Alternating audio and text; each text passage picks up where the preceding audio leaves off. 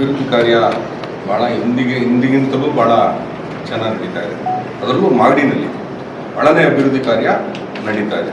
Auditorium ಇರ್ಬೋದು, college building ಇರ್ಬೋದು, ಶಿಕ್ಷಕರ ಭವನ ಇರ್ಬೋದು, ಏನು ನಮ್ಮ ಡಿಪ್ಲೊಮಾ ಕಾಲೇಜ್ ಇರ್ಬೋದು, ಇವ್ರಿಗೆಲ್ಲ ಗೊತ್ತಿರೋ ವಿಚಾರನೇ. ಯಾಕೆಂತಂದರೆ ನಮ್ಮ ಮಾಧ್ಯಮ ಸ್ನೇಹಿತರೆಲ್ಲರೂ ಮಾಗಡಿನಲ್ಲೇ ಏನು ಸತ್ಯಗಾಲದಿಂದ ಏನು ದಾಬಸ್ಪೇಟೆಗೆ ಕೈಗಾರಿಕಾ ಪ್ರದೇಶಕ್ಕೆ ನೀರು ತಗೊಂಡೋಗ್ತಾ ಇದ್ದಾರೆ. ಅದು ರಾಜ್ಯ ಸರ್ಕಾರದ ಒಂದು ಯೋಜನೆ. ರಾಜ್ಯ ಸರ್ಕಾರದ ಯೋಜನೆಗಳು ಭಾಳ ಇದೆ. ಆ ಎಲ್ಲ ಯೋಜನೆಗಳೀಗ ಕಾಡುಗೊಂಡಳಿಯಿಂದ ಬೆಂಗಳೂರಿಗೆ ನೀರು ಬರ್ತಾ ಇದೆ, ಜಲಮಂಡಳಿಯಿಂದ ಬೆಂಗಳೂರು ಕುಡಿಯೋ ನೀರು ಬರ್ತಾ ಇದೆ. ಅದನ್ನು ನಮಗೆ ಕೊಟ್ಬಿಡಿ ಅಂತ ಅಲ್ಲಿರೋ ಪ್ರತಿ ಊರಿನವ್ರು ಕೇಳಿದ್ರೆ ಬೆಂಗಳೂರಿನ ನೀರಲ್ಲಿ ಬರ್ತದೆ. ಸೊ ಇವಾಗ ನಮಗೆ ಆ ಭಾಗದಿಂದನೂ ದಾಬಸ್ಪೇಟೆ ಭಾಗದಿಂದ ಎತ್ತಿನಹೊಳೆ, ದಾಬಸ್ಪೇಟೆ ಮುಖಾಂತರ ಹೋಗ್ತಾ ಇದೆ ಎತ್ತಿನಹೊಳೆ ಮಾಗಡಿಗೆ ಬರಬೇಕು. ಈಗ ನಮಗೆ ಎತ್ತಿನಹೊಳೆ ಪೈಪ್ ಲೈನ್ ಅಲ್ಲಿಂದ ನಮಗೆ ಬರಬೇಕು. ಸೊ ನಾವು ತಡೆಯೋಕ್ಕಾಗುತ್ತಾ? ಈ ಎಲ್ಲ ಯೋಜನೆಗಳು ರಾಜ್ಯ ಸರ್ಕಾರದ ಯೋಜನೆಗಳು, ಒಂದೂರಿಂದ ತಗೊಳ್ಳೋ ಅಂಥ ಯೋಜನೆಗಳಿವೆಲ್ಲ. ಹೀಗಾಗಿ ನಮ್ಮ ಬಿಡದಿ ಇರ್ಬೋದು, ಹಾರೋಹಳ್ಳಿ ಇರ್ಬೋದು, ದಾಬಸ್ಪೇಟೆ ವಸಂತ ನರಸಾಪುರ ಇಂಡಸ್ಟ್ರಿಯಲ್ ಏರಿಯಾ ಇರ್ಬೋದು, ಇವೆಲ್ಲ ಬೆಂಗಳೂರಿನ ಭಾಗದಲ್ಲಿ ಭಾಳ ದೊಡ್ಡದಾಗಿ ಬೆಳೀತಾ ಇರ್ತಕ್ಕಂಥ ಕೈಗಾರಿಕಾ ಪ್ರದೇಶಗಳು. ಇವೆಲ್ಲವಕ್ಕೂ ನೀರು ಸಮರ್ಪಕವಾಗಿ ನಾವು ನೀರನ್ನ ಒದಗಿಸ್ಬೇಕಾಯ್ತದೆ ಕೈಗಾರಿಕೆಗಳಿಗೆ. ಹಾಗಾಗಿ ತಗೊಂಡೋಗ್ತಾ ಇದ್ದಾರೆ. ನಮ್ಮ ಶಾಸಕರೇನು ಹಿಂದುಳಿದಿಲ್ಲ. ಕಾವೇರಿ ನ್ಯಾಯಾಧಿಕರಣ ತೀರ್ಪಿರೋದ್ರಿಂದ ಇದನ್ನೆಲ್ಲದರಲ್ಲೂ ಸಾರ್ವಜನಿಕವಾಗಿ ಬಹಿರಂಗವಾಗಿ ಇದನ್ನೆಲ್ಲ ಹೇಳ್ಕೊಳಕ್ಕಾಗಲ್ಲ. ಎಲ್ಲಿ ಏನು ಆಗ್ಬೋದು, ಫಿಸಿಬಿಲಿಟಿ ಏನಿದೆ, ಯಾವ ಕೆರೆಗಳಿಗೆ ಆ ಪೈಪ್ ಲೈನ್ ಪಾಸ್ ಆಗ್ತಾ ಇದೆ, ನಮ್ಮಲ್ಲಿ ಏನು ತಗೋಬೋದು ಅದನ್ನು ಮಾಡಿದ್ದಾರೆ. ಅದನ್ನು ಯಾವುದನ್ನು ಹೇಳ್ಕೊಂಡು ಮಾಡೋದಿಲ್ಲ. ಯಾರು ನಮ್ಮ ಹತ್ರನೂ ಹೇಳಲ್ಲ ಶಾಸಕರು. ಅದನ್ನೆಲ್ಲ ಮಾಡಿದ್ದಾರೆ, ಅದನ್ನು ಸರ್ಕಾರದ ಮಟ್ಟದಲ್ಲಿ ಮಾಡಿದ್ದಾರೆ. ಹಾಗಾಗಿ ನೀವು ನಾನೇನೋ ಮಾಡಿಬಿಟ್ಟೆ ಇನ್ನು ಇರಬೇಡಿ. ಆಡಳಿತ ಪಕ್ಷ ಪ್ರಬಲವಾದ ಆಡಳಿತ ಪಕ್ಷ ಇದ್ದಾಗ ಪ್ರಬಲವಾದ ವಿರೋಧ ಪಕ್ಷನೂ ಇರ್ಬೋದು. ನೀವು ಮಾಡಿ, ನೀವು ಮಾಡೋ ಅಂಥದ್ದಕ್ಕೆ ಸರಿಯಾದ ರೀತಿಯಲ್ಲಿ ಮಾಡಿ. ಎಲ್ಲೂ ಮಾಡಬೇಕು? ಆಫೀಸ್ಗಳಿದೆ, ಏನು ಕಾವೇರಿ ಜಲ ನಿಗಮ ಇದೆ, MD ಇದ್ದಾರೆ, ಚೀಫ್ ಇಂಜಿನಿಯರ್ ಇದ್ದಾರೆ. ಅವ್ರ ಹತ್ರ ನಿಮ್ಮ ಸಂಸದರನ್ನ ಕರ್ಕೊಂಡು ಕೂರಿಸ್ಕೊಂಡು ಸ್ವಾಮಿ ಈ ಥರ ಪೈಪ್ ಲೈನ್ ಹೋಗ್ತಾ ಇದೆ, ನಾವೇನು ಮಾಡ್ಬೋದು, ಮಾಗಡಿಗೆ ನಾನೇನು ಕೊಡ್ಬೋದು? ಶಾಸಕರು ಬಿಟ್ಬಿಡಿ, ಶಾಸಕರು ಏನು ಮಾಡ್ತಾ ಇಲ್ಲ ಅಂತ ನೀವು ಹೇಳೋದು. ಶಾಸಕರು ನೀವೇನು ಮಾಡ್ಬೋದು? ಸಮರ್ಥ ವಿರೋಧ ಪಕ್ಷದ ನಾಯಕರಾಗಿ ನೀವೇನು ಮಾಡ್ಬೋದು? ಅದನ್ನು ಮಾಡಿ. ಬೀದಿಲೆಲ್ಲ ಮಾಡೋದು, ಬೀದಿಲಿ ಮಾಡೋದು ಯಾರು ಮಾಡೋದು? ಬೀದಿಲಿ ಮಾಡೋದೇನ ಬೇರೆ, ಅವರೇ ಬೇರೆ, ಬೀದಿಲಿ ಮಾಡೋರು ಬೇರೆ. ನೀವು ಸಮರ್ಪಕವಾಗಿ ಮಾಡಬೇಕು ಅಂತಂದರೆ ನೀವು ಆಫೀಸಲ್ಲಿ ಹೋಗಿ ಕೇಳ್ಕೊಂಡು ಮಾಡಿ. ಹಿಂದೆ ನೀವು ಎಲ್ಲ ಹೇಳಿಕೆಗಳಿದೆ. ಏನು 2023 ಚುನಾವಣೆ ಸಮಯದಲ್ಲಿ ಹೇಳಿದ್ವಿ, ಬಟನ್ ಒತ್ತೋದು ನೀರು ಬಂದ್ಬಿಡ್ತದೆ ಅಂತ. ನಾನು ಯಾವತ್ತೂ ಮಾತಾಡೋಕ್ಕೆ ಹೋಗಿಲ್ಲ. ನಾನು ಮನಸ್ಸಲ್ಲೇ ನಡ್ಕೊಂಡೆ. ನಾನು ಬಟನ್ ಒತ್ತೋದ್ರೆ ನೀರು ಬರ್ತದೆ, ಎಲ್ಲಿ ಬರ್ತದೆ? ಒಂದು ಪೈಪ್ ಕನೆಕ್ಟ್ ಆಗಿಲ್ಲ, ಒಂದು ಟ್ರಾನ್ಸ್ಫಾರ್ಮರ್ ಇಟ್ಟಿಲ್ಲ, ಯಾವುದೇ ಕೆರೆಗಳ ಹತ್ರ ಲಿಂಕ್ ಮಧ್ಯ ಏನು ಲ್ಯಾಂಡ್ ಡಿಸ್ಪ್ಯೂಟ್ ಇತ್ತು ಅಲ್ಲೆಲ್ಲೂ ಕ್ಲಿಯರ್ ಆಗಿಲ್ಲ. ಬಟನ್ ಒತ್ತಿದ್ರೆ ನೀರು ಬರ್ತದೆ ಅಂತಾರಲ್ಲ. ಎಲ್ಲಿ ನೀರು ಬಂದಿದ್ದೆ? ಯಾವಾಗ? 2023 ನೀವು ಹೇಳಿದ್ಮೇಲೆ 2026 ಅಕ್ಟೋಬರ್ನಲ್ಲಿ ಕಲ್ಕೆರೆ ಕೆರೆ, ಇಲ್ಲೊಂದು ಕಟ್ಟೆ, ಅಲ್ಲಿ ನೀರು ಬಂದಿದ್ದು 25ರಲ್ಲಿ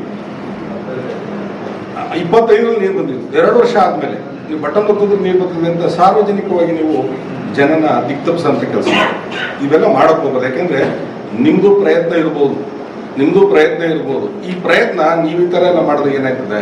ಅಭಿವೃದ್ಧಿ ಕಾರ್ಯಗಳಿಗೆ ತಡೆ ಕೊಟ್ಟಾಗ ಜನ ನಿಮ್ಮನ್ನ ಏನು ನಿಮ್ಮ ಬಗ್ಗೆ ಭಾವನೆ ಇಟ್ಕೊಂಡಿದ್ರು, 51,425 ನೀವು ಡೆಪಾಸಿಟ್ ಇಟ್ಕೊಂಡಿದ್ರಿ, ಅದು ನಿಮ್ಮ ಬ್ಯಾಂಕಲ್ಲಿ ಡೆಪಾಸಿಟ್ ಇರ್ತದೆ 51,425.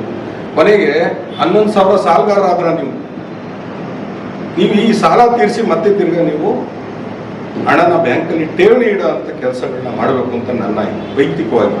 ಯಾಕೆಂದರೆ ನಾನು ಯಾರನ್ನೂ ವೈಯಕ್ತಿಕವಾಗಿ ನಿಲ್ಲಿಸೋಕೆ ಹೋಗಲ್ಲ, ನನಗೆ ಅದರ ಅವಶ್ಯಕತೆಯೂ ಇಲ್ಲ. ಇವತ್ತು ಜನ ಎಲ್ಲ ವಾಟ್ಸಪ್ಪು ಫೇಸ್ಬುಕ್ಕಲ್ಲಿ ಎಲ್ಲ ಬೆಳಗ್ಗೆ ವಿಚಾರನ ತಿಳ್ಕೊತಾರೆ. ನೀವೇನು ಮಾಡಿದ್ರಿ? ಮರೂರು ಭಾಗದಲ್ಲಿ ಬಂದ್ರಿ, KADB ಮಾಡ್ತೀನಿ ಅಂತೇಳಿ ಅಕ್ವೈರ್ ಮಾಡ್ಸೋಕೆ ಬಂದ್ರಿ. ಈಗ ಬಿಡ್ದಿನ GBAನಲ್ಲಿ ಏನು ಮಾಡ್ತಿದ್ದೀರಿ? ವಿರೋಧ ಮಾಡ್ತಾ ಇದ್ದೇವೆ. ಒಂದು ಭಾಗದಲ್ಲಿ ಬಂದು ಪೂರಕವಾಗಿ ಕೆಲಸ ಮಾಡ್ತೀರಾ, ಮತ್ತೊಂದು ಭಾಗದಲ್ಲಿ ಹೋಗಿ ವಿರೋಧವಾಗಿ ಕೆಲಸ ಮಾಡ್ತೀರಾ. ಒಂದು ಸ್ಟ್ಯಾಂಡಿಂಗ್ ನಿಂತ್ಕೊಳ್ಳಿ. ಯಾವುದೇ ಕಾರಣಕ್ಕೂ ನಾವು ರೈತರ ಪರ ಅಂತ ನಿಂತ್ಕೊಳ್ಳಿ, ಅದನ್ನು ಮಾಡಿ. ಇಲ್ಲ ಯಾವುದೇ ಕಾರಣಕ್ಕೂ ಕೈಗಾರಿಕೆಗಳ ಪರ ಅಂತ ನಿಂತ್ಕೊಳ್ಳಿ. ಈ ಬಗ್ಗೆ ನೀತಿನ ನೀವಾಗಲಿ ಆಡಳಿತ ನಡೆಸೋದಾಗಲಿ ಯಾರು ಮಾಡೋಕ್ಕೆ ಹೋಗ್ಬೇಡಿ. ಒಂದು ಸ್ಟ್ಯಾಂಡಿಂಗ್ ನಿಂತ್ಕೊಳ್ಳಿ. ಡೆವಲಪ್ಮೆಂಟ್ ಅಂತ ಬಂದಾಗ ಒಂದೇ ಒಂದು ಸ್ಟ್ಯಾಂಡ್ ಇರಬೇಕು, ಡೆವಲಪ್ಮೆಂಟ್ ಅಷ್ಟೇ. ಎಲ್ಲದೂ ರೈತರ ಜಮೀನೇ ಇರೋದು. ಇವತ್ತೇನು ಸಹಾರಾ ಮರುಭೂಮಿಲಿ ಹೋಗಿ ಲೇಔಟ್ ಮಾಡೋಕ್ಕಾಯ್ತದ ಹೇಳಿ? ನಮ್ಮ ಮರಡಿ ಊಟದಲ್ಲಿ ಲೇಔಟ್ ಮಾಡೋಕ್ಕಾಗುತ್ತಾ?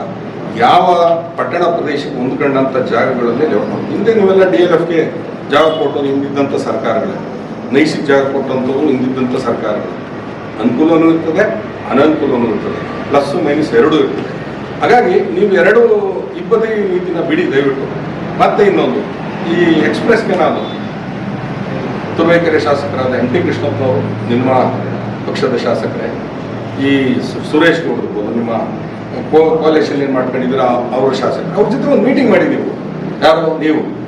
ಈ ಆಡಳಿತ ಪಕ್ಷದ MLA ಅವ್ರಿಗೂ ನಾವು ನಮ್ಮ MLA ಅವ್ರಿಗೂ ಹೇಳಿದ್ದೀವಿ, ಸರ್ ಅವ್ರನ್ನೆಲ್ಲ ಒಂದು ಕನ್ವಿನ್ಸ್ ಮಾಡಬೇಕು, ಅವ್ರನ್ನೆಲ್ಲ ಒಂದು ಮೀಟಿಂಗ್ ಮಾಡಬೇಕು, ಜನನ ಅವ್ರು ಎತ್ಕಟ್ಟಂಗೆ ನಾವು ನೋಡ್ಕೋಬೇಕು. ಇಲ್ಲ ನಾವೇ ಪಾದಯಾತ್ರೆ ಹೋಗಿ ಅಲ್ಲಿ ಕೂರಬೇಕು, ಜನರ ಮನಸ್ಸೋಲಿಸ್ಬೇಕು. ನೋಡಿ, ನಮಗೂ ನೀರು ಬೇಕಾಗಿದೆ, ಮಾಗಡಿಗೆ 1200 ಅಡಿ ಕೊರೋದು ನೀರು ಬರ್ತಾ ಇಲ್ಲ ಅಂತೇಳಿ ಮನವೊಲಿಸೋಣ. ನೀವು ಬನ್ನಿ, ಸಂಸದರನ್ನು ಕರ್ಕೊಂಡ್ಬನ್ನಿ. ಯಾಕೆಂದ್ರೆ ಎಲ್ಲರೂ ಸೇರ್ ಮಾಡೋಣ ಇದನ್ನ. ನೀವು ಅದನ್ನು ಬಿಟ್ಟು ಎಕ್ಸ್ಪ್ರೆಸ್ ಕೆನಾಲ್ ವಿರೋಧ ಮಾಡ್ತೀರಿ ಒಂದ್ಸಾರಿ, ನಾವೇ ತಂದಿದ್ದು ಹೇಮಾವತಿ ಅಂತೀರಿ. ಇವನ್ನೆಲ್ಲ ದಯವಿಟ್ಟು ನೀವು ಮನ್ಸಲ್ಲಿ ಕೂತ್ಕೊಂಡು ಯೋಚನೆ ಮಾಡಿ. ದಯವಿಟ್ಟು ಇದನ್ನೆಲ್ಲ ಮಾಡಕ್ಕೆ ಹೋಗ್ಬೇಡಿ. ಬಹಿರಂಗವಾಗಿ ಮಾಡಕ್ಕೆ ಹೋದಷ್ಟು ನೀವು ಮೈನಸ್ ಆಗ್ತೀರಾ. ನಿಮ್ಮ ಡೆಪಾಸಿಟ್ಟು 11,000 ಏನು ಮೈನಸ್ ಇದೆ ಈಗ ನಿಮ್ಮ ಬ್ಯಾಂಕ್ನಲ್ಲಿ, ಇನ್ನೂ ಮೈನಸ್ ಆಗ್ತಾ ಹೋಗ್ತೀರಾ. ನಿಮ್ಮ ಸ್ಕೋರ್ ಕಡಿಮೆ ಆಯ್ತಾ ಹೋಗ್ತದೆ. ದಯವಿಟ್ಟು ಮುಂದಿನ ದಿನಗಳಲ್ಲಿ ನೀವು ಲಿಂಕೇನಲ್ಲಿ ಬನ್ನಿ, ನೀವು ಸಹಕಾರ ಕೊಡಿ. MP ಅವ್ರನ್ನ ಎಲ್ಲರೂ ಕರ್ಕೊಂಡ್ಬನ್ನಿ, ಕನ್ವಿನ್ಸ್ ಮಾಡ್ಸೋಣ, ಜನನೂ ಕನ್ವಿನ್ಸ್ ಮಾಡೋಣ. ಅಲ್ಲಿ ಹೋಗಿ ನೀರು ತರೋ ವ್ಯವಸ್ಥೆ ಮಾಡೋಣ ಮಾಗಡಿಗೆ. ಮತ್ತು ಮಾಗಡಿಗೆ ಅಭಿವೃದ್ಧಿ ಕೆಲಸಗಳನ್ನು ಭಾಳಷ್ಟು ಚೆನ್ನಾಗಿ ಮಾಡ್ತಾಯಿದ್ವಿ. ನಾನು ಸುಮಾರು ಬಳ್ಳಾರಿ ಅನೇಕ ಕಡೆ ಹೋಗಿದ್ದು, ಟೂರ್ಗೆ ಹೋಗಿದ್ದಾಗ ರಸ್ತೆಗಳ ಬಗ್ಗೆ ತುಂಬ ಅಭಿವೃದ್ಧಿ ನೋಡ್ತಾ ಇದ್ದೀವಿ. ಆದರೆ ಮಾಗಡಿನಲ್ಲಿ ವಿಶೇಷವಾಗಿ ನಮ್ಮ ಸುರೇಶ್ ಅಣ್ಣವರು ಒಬ್ಬ ಬಾಲನ ಸ್ವಂತ ತಮ್ಮಂತರ ಜೊತೆಲಿಟ್ಕೊಂಡು ಅನೇಕ ಯೋಜನೆಗಳನ್ನು ಮಾಗಡಿಗೆ ತಂದಿರತಕ್ಕಂಥದ್ದು ತಮಗೆಲ್ಲರೂ ಕೂಡ ಗೊತ್ತಾಗಿದೆ. ಈಗ ಕೋಟೆಗೆ 103 ಕೋಟಿ ನೀರಾವರಿ ಬಗ್ಗೆ ಯಾಗಲೇ ಇಂದಿನ ದಿನಮಾನಗಳಲ್ಲಿ ನಮ್ಮ DK ಶಿವಕುಮಾರ್ ಸಾಹೇಬರು ಅನೇಕ ಜನ ಬಂದು ಉದ್ಘಾಟನೆ ಮಾಡಿದ್ದಾರೆ. ಮಾಗಡಿಗೆ ಏನೇನು ಬೇಕು, ನೀರಾವರಿ ಬಗ್ಗೆ ಏನೇನು ಆಗಬೇಕು ಅನ್ನೋದು. ಇದು ಕಾವೇರಿ ರಾಷ್ಟ್ರೀಯ ನೀರಾವರಿ ನಿಗಮ ಇವತ್ತು ಬಿಡದಿಯ ಬೃಹತ್ ಕೈಗಾರಿಕೆ ಇದೆ. ಈ ನಾಡಿನ ಮಾಜಿ ಮುಖ್ಯಮಂತ್ರಿಗಳು ಜೊತೆಗೆ ಈ ರಾಷ್ಟ್ರದ ಕೈಗಾರಿಕಾ ಸಚಿವರು ನಮ್ಮ ಕುಮಾರಸ್ವಾಮಿ ಅವರಿಗೆ ಇದೆಲ್ಲ ಗೊತ್ತಿರ್ತಕ್ಕಂಥದ್ದು. ಅವ್ರ ಹತ್ರ ಹೋಗಿ ಚರ್ಚೆ ಮಾಡಿದ್ರಿ. ನೀವು ಅಭಿವೃದ್ಧಿ ಬೇಡ ಅಂತ ಹೇಳ್ತೀರಿ, ನಾವು ಬಂದಿರೋದೇ ಅಭಿವೃದ್ಧಿ ತಡೆಯೋಕ್ಕೆ ಅಂತ ಹೇಳ್ತೀರಿ.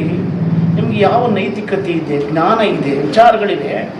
ಜೊತೆಗೆ ಈ ನಾಡಿನ ಸಂಸದಿದ್ದಾರೆ, ಅವರು ಕೂಡ ಜೊತೆಗೂಡಿ ನೀವು ಏನೇನು ಮಾಡಬೇಕು, ಹೋರಾಟದ ಬಗ್ಗೆ ಅಥವಾ ಅಭಿವೃದ್ಧಿ ಬಗ್ಗೆ ಏನೇನು ಬೇಕು ಸರ್ಕಾರದ ಚರ್ಚೆ ಮಾಡಬೇಕು ಅನ್ನೋದು ಈ ಮಾಜಿ ಶಾಸಕರಿಗೆ ಅರಿವಿನ ಕೊರತೆ ತುಂಬ ಇದೆ. ತಾವು 25ನೇ ತಾರೀಕು ಈ ತಿಂಗಳು 5ನೇ ತಾರೀಕು 25ನೇ ತಾರೀಕು 5ನೇ ತಿಂಗಳು ಅಲ್ಲಿ NA ಸರ್ಕಲಲ್ಲಿ ಹೋರಾಟ ಮಾಡ್ತೀರಿ. ಅಭಿವೃದ್ಧಿ ಬೇಡ, ನಾನು ಅಭಿವೃದ್ಧಿ ತಡೆಯೋಕ್ಕೆ ಬಂದಿರೋದು ಅಂತ ಹೇಳ್ತೀರಿ. ತಿರ್ಗಾ ಬಹಿರ್ಮಂಗದಲ್ಲಿ ನಿಮ್ಮ ತಾಕತ್ತಿದ್ರೆ ಬನ್ನಿ ಅಂತ ಒಬ್ಬ ಉಪಮುಖ್ಯಮಂತ್ರಿಗೆ ನೀವು ಮಾತಾಡ್ತೀರಿ ಅಂತಂದರೆ ನಿಮಗೆ ಏನು ತಿಳುವಳಿಕೆ ಇದೆ, ಏನು ಜ್ಞಾನ ಇದೆ? ಮಾಜಿ ಶಾಸಕರಿಗೆ ಇರ್ತಕ್ಕಂಥದ್ದು ಅನೇಕ ಐಡಿಯಾಗಳಿರಬೇಕು. ಯಾಕೆಂತಂದರೆ ನಿಮ್ಗೆ ಅನುಭವ ಇದೆ, ಜಾಸ್ತಿ ಅನುಭವ ಇದೆ. ಏನೇನು ಮಾಡಬೇಕು, ಏನೇನು ಮಾಡಬಾರ್ದು ಹೇಳ್ಕೊಡ್ಬೇಕು. ಶಾಸಕರಿಗೊಂದು ಪತ್ರದ ಮುಖೇನೋ, ಪತ್ರಿಕಾಗೋಷ್ಠಿ ಮುಖೇನೋ, ಒಂದು ಲೆಟರ್ ಬರೆಯೋದು ಮುಖೇನೋ ಬರಿಬೇಕದು. ಅದು ನಿಮಗೆ ಗೊತ್ತಿಲ್ಲ. ಅದು ಅಷ್ಟೇ. ಹೋರಾಟ ಮಾಡಿದ ಕ್ಷಣಕ್ಕೆ ಅನಾವಶ್ಯಕ ಗೊಂದಲ ಮಾಡಿಬಿಟ್ರೆ ನೀವು ಮಾಡೋದು ಎಲ್ಲ ಪ್ರಚೋದನಕಾರಿ ಹೋರಾಟಗಳು, ಅಭಿವೃದ್ಧಿಯ ತಡಿತಕ್ಕಂಥ, ಅಭಿವೃದ್ಧಿ ವಿರುದ್ಧವಾಗಿ ನೀವು ಮಾತಾಡ್ತಕ್ಕಂಥದ್ದು. ಅದಕ್ಕೆ ಇದು ಹೇಮಾವತಿ ನೀರು ಬರುವಾಗ ತುಮಕೂರಿನ ಸುರೇಶ್ ಗೌಡರು ಜೊತೆಗೆ ಸೊಗಡು ಶಿವಣ್ಣವರು ಅನೇಕ ಜನ ಹೋರಾಟ ಮಾಡಿದ್ರು, ಮಾಗಡಿ ನೀರು ಬಿಡಲ್ಲ ಅಂತ. ಆವಾಗ ನೀವು ಹಾಸ್ಕೊಂಡು ಮನೆ ಕಂಡಿದ್ರಾ? ಮರ್ತೋಗ್ಬಿಡ್ತದ ನಿಮಗೆ? ಅದ್ರ ಬಗ್ಗೆ ನೀವು ಮನೆ ಕಂಡು ಕೇಳಿಲ್ಲಿ. ನೀವು ನಿಮ್ಮ ಏನು BJP JDS ಜೊತೆಲಿದ್ದಲ್ಲ, ಯಾಕೆ ಸುರೇಶ್ ಗೌಡ್ರೆ ನಮ್ಮ ಮಾಗಡಿಗೆ ಜನತೆ ನನ್ನ ಗೆಲ್ಲಿಸಿರ್ತಕ್ಕಂಥದ್ದು, ನನ್ನ ಸುಮಾರು 52,000ರಿಂದ ಗೆಲ್ಲಿಸ್ಬಿಟ್ರಲ್ಲ, ನಿಮ್ಮ ಕೊಡುಗೆ ಏನು ಮಾಡ್ತೀವಿ ಸ್ವಾಮಿ? ನಿಮ್ಮ ಮಾಜಿ ಸ್ಥಾನದಲ್ಲಿದ್ದಲ್ಲ, ನಿಮ್ಮ ವಿಚಾರಗಳು ಸಮಾಜಕ್ಕೆ ಪೂರಕವಾಗಿರಬೇಕು. ಆದರೆ ಬಾಲನನ್ನು ಟೀಕೆ ಮಾಡಿಬಿಟ್ರೆ, ಅಭಿವೃದ್ಧಿ ತಡೆಬಿಟ್ರೆ ನೀವು ಲೀಡರ್ ಆಗಲ್ಲ.